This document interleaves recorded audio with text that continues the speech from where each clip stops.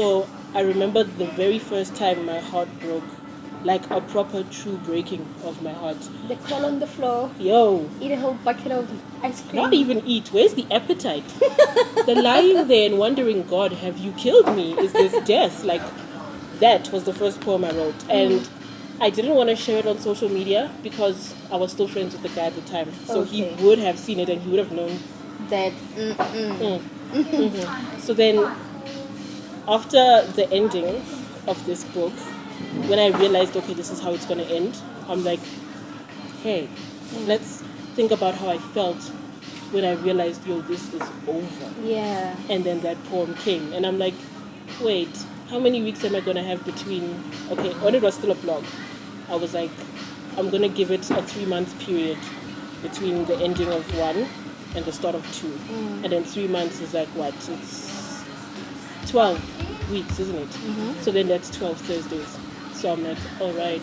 Anthology. Yeah. So then when it was still a blog, every Thursday, instead of posting my chapters the way that I do every Friday, I would post a poem every Thursday of the week. Yeah. And then on the last one, the last poem speaks about how she accepts that, okay, I love this guy. And it's not going to go away. Yeah. So then after that, I'm like, okay, get ready. Book 2 is coming out. And then it's like...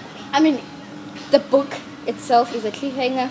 The poetry itself is a cliffhanger. It's fine. I shall reserve my anger into the second book. Don't worry, it's coming. Any local authors you would recommend that you've read yourself, maybe? I'm a failure with that, hey? Like, I think I was pretty late in the game with regards to authors like that, because then I would mainly read a lot of crime fiction, a lot of espionage, a lot of David Baldacci, a lot of John Grisham. Then chances of you even finding an author in the same genre that's out are very slim. Yeah. Not that I'm at the forefront of everything, but I realized you that... are. Let's take a moment and just, bask in the praise, because you are. I shall believe you. I noticed a lot of African authors, they write painful stories. Yes, the struggle. Yeah. With the abuse and coming out of the trenches and living with the history of... That is actually the reason why most South African people don't prefer reading South African books, because I'm depressed in real life. And you want me to get depressed within the pages as well? Come on. No, thank you. Yeah, like, because I mean, you want to escape. Like, that was why I started reading, like, officially, was to just get out of my life and into someone else's life. Yeah, and enjoy their adventure. And like when you pause in chapter 5 and you look around and think, oh, that guy looks just like this one. Yeah. So then I wouldn't even know where to start with recommending, because I haven't found a book that's similar to this where the hero characters are black and they're living the soft life and their problems are to the minimum. Yeah. Nice life problems. Exactly. They're like relationship problems, not secret babies and abusive parents and cheating and lack of jobs and all of that. Like, it's depressing. It is. So, if you find one, let me know. I don't think there is one. See how high I jumped. I'll never forget that moment. I won't stop talking about it. You must tell me about it. Okay, and then any advice for upcoming authors? Self-publishing. Lots of advice. The first one is, don't write to publish. Don't do that, because then if you write to publish, you start wondering what all the other writers are doing and what's relevant in the market and what's trending. Don't do that. Write it like no one is going to read it. Write it like the only individual in the room there is you and your creator. That's it, and write it until it's finished. Write it until it's done. Don't, unless you're that kind of writer who pauses in between to edit, which I don't recommend. I think just go, and your characters will tell you, okay, we're done. This is the end of the story. Yeah. Then you can go back and edit. Yeah. And then while you're doing that, make sure that you do it with a plan in mind. Like, if you write to publish, then you're worried also about how many books am I going to publish in a year or a month, and what if I don't meet the deadline, and blah, blah, blah, blah, blah. And save. Oh gosh, you must save money. I know it's hard, everything is expensive, life is difficult, but you must, because then, particularly the self-publishing part, people don't understand that you're paying for all of it by The yourself. printing, the cover Editing, design, everything is coming out of your pocket. So then you treat it like how you would treat any service. You pay for it. It doesn't come for free. And then, I know this is a sad thing to say, but prepare yourself for the moment where when you publish, that week people don't buy immediately. Exactly. It's not like that. I mean, we don't have the same advantages that known authors do. They have the backing of humongous corporations that can just advertise for them and do everything and send them across the country and all of that. So try your best to speak on behalf of your book. Yeah. Because then you are its voice. It's an inanimate object. So you are the one that has the power to put it into people's spaces. And also try and be fearless when you do that. And even when you're working with the people that are creating the covers and the blurb, the way that it looks and the way that it feels, stand up for your book. It's your baby. Yeah. So when you see, okay, no, this color is whack and this font is ugly, fine, use respectful language, but tell them, you're not following my vision. Be fearless with that, because then this is your dream. And that's your money as well. It's your money. It's your money. And I know it's a challenge. Anything that you grow from scratch is a challenge. But if you truly believe in it, go. Yeah. Go. Put in the work.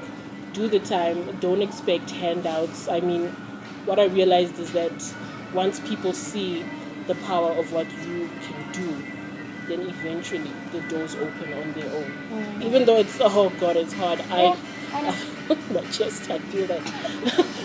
But you should try. And even though maybe in the beginning you don't feel like you have your people, they will come. They will. Write that book, share it, and they will come. They will. And I think lastly, if you intend to make a career out of your writing, have a body of work. You can't just have the one book and jump immediately to I want to publish, because the feeling of producing nothing after you've done something like that. It's such unnecessary pressure. Goodness, I still have to do something for a whole year. I can't just push the book out and say buy my book and then leave it. I have to create content. I have to keep pushing the video editing. It's a lot. I know. It is exhausting. I know. But it's all worth it at the end. And even the end doesn't have to be the end. Just keep shifting your goalpost. Because then if the end was just to publish, then what? You published and what? So shift it from there. Grow your readership. Okay, you've grown your readership. Now what? Shift it some more. Build the world that you want your characters to be in. So it's like a lot of advice. It's a lot of things. Okay, and then the beginning and the ending of the beginning. I like the inception date. Yeah. Did it start the way you had initially thought it would start, and did it end the way you thought it would or wanted it to? Nah, both said no. All of them, no. The original book was written in hindsight. So it would be like, I think the first chapter of the original manuscript was Dom and Delia are very much in their relationship. Very much in it. But it got so irritating in my opinion, because now it's, why did you do this to me? And then you flash back to how that happened. Sounds fun though, I have to say. It was, but then at the end I'm like, this is tiring. I can't keep going back and forth and back and forth. And you have to keep track of the timeline, remember? Exactly. As a writer, you have to keep track of the timeline. The memories should be precise. The years, the time, no. And on top of that, you're going between how close they are, and then you flash back to how separate they were while she's learning to get close to him. And I'm like, no, that's tiring. I would be annoyed if I was having an important discussion with someone and they kept bringing up past things. That's why I'm like, imagine the reader going, oh, why did you stop it there? And let's go back to. So I'm like, okay, no. Like, okay, let's start at the beginning rather, and let's make them not meet. Then I'm like, but how do they meet? Force an interaction. How? Bring out his gallant side. So now he sees her, and she falls, and then the look on her face, But something that about is not that. the first time they met. That was like, actually, it was. No. It was. Okay, the physical interaction, but the first time they met was when he was. Spoilers alert! But you know, the car scene when she was working out and then, Yeah. and she knew, well, she didn't, but she had that feeling. Yes. And I was like, There was yeah, a I'm pull. with you. There was a pull. Yeah. A sneak peek into the continuance. I'll give you 2 sneak peeks. Okay, I'll give you 3. The 2 will be private. I ain't showing you all that. I'll show you those. I've got the cover. It's already there. I've got the blurb. It's already there. So now those are the private ones I will show you. And now for everyone else, expect more secrets. Jesus Christ. Like it's finna be lit. Like even I was like, oh yeah, yes, that's the secret right there. Expect a Hilda plot twist like you never saw coming. Oh my god. Never. You'll be like, wait, She doesn't fly out of a plane and falls down to her. Well, that depends. If we're gonna talk philosophically, flying out of plane, she definitely flies out of plane. Philosophically. And died. Philosophically speaking, she dies. I'm telling you guys right now, if this woman doesn't die, I'm going to do a fan fiction thriller where she dies very miserably by my hands. And I will second it. Because I hate her. But I'm like, come girl, come. Drama. Drama. And then something that I think everybody will love. And then particularly the ones with the freak flags, they're going to be like, oh yeah. When's your next book signing? That one at the moment is as yet TBD, because we pretty much are closing off the summer. This is like the very last interaction we have for this book. Yes, for the summer. And then of course winter comes, and then we give y'all a moment to Okay. and then afterwards I'm just gonna blow up. Like last year was unfortunate because COVID came and there wasn't much of anything I could do. Everything had to be squished in between January and now. Yeah. And then obviously social calendars for events like that are normally booked a year or 6-8 months in advance. So now I am ready. Dominic is gonna be, he's fundamentally a good guy. Even though fine there are some mess ups there, he's fundamentally a good guy. He's got his ducks in a row, and it's Delia who's a little bit Right. exactly. So I'm like, okay, let's give her some plot twist and see if she can cope with it. Let's see if he really is the hero. But then at the end of the day, it's not your fault what happened to you and who you are. Exactly. Is she really ready for what he has? Because man, he has a lot. Oh, he does. Oh yeah. And you guys are gonna be like, wait. He What? did what? Wait. Pause right there. As if the ladies were not enough. All his ladies. And his special bedroom with his special activities, you're gonna be like, Now this. wait.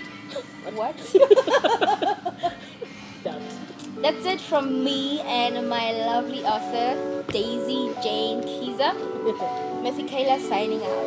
Until next time. Literally next time.